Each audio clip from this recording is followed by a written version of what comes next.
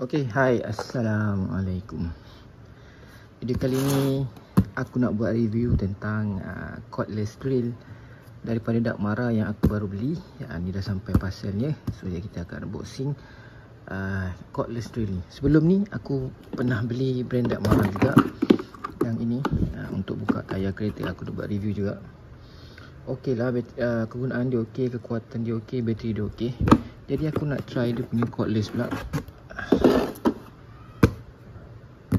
Sebelum tu, video ni tidak ditaja. Ini aku beli sendiri Dakmara, tolong sponsor saya lepas ni. Okey, video ni aku nak buat review dan sekali aku nak unboxing dengan aku nak test sama ada drill ni function atau tidak sebelum aku tekan receive order dekat Shopee aku. Dia baru sampai, semalam tak sempat. Dia ada beri masa, so aku nak buat review. Jom. Ya, aku nak set up kamera dulu. Jadi aku sambung, okey. Okey, sekarang kamera dah set up. Jom kita unboxing drill ni.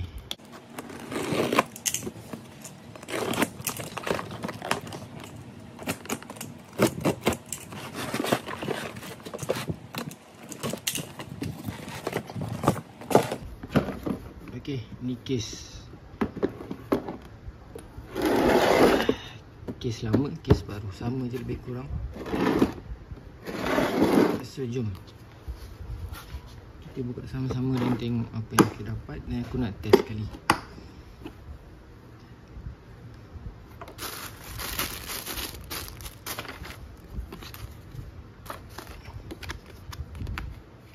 Okey, warranty card 15 bulan, setahun 3 bulan. Orang akan dapat hook sangkut dekat poket. Dan dia bagi drill bit percuma.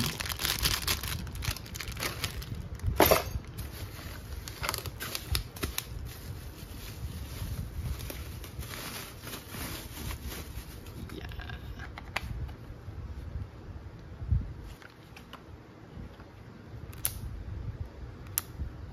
Okey, seperti yang korang lihat, dia ada 3 mode.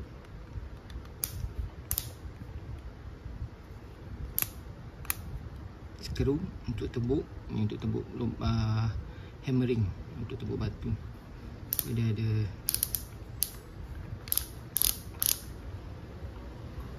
sampai 20 top dia, kita boleh adjust. Chuck dia besi lah, boleh lah.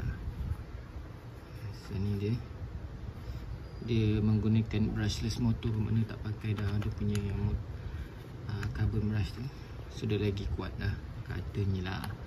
So jom kita test.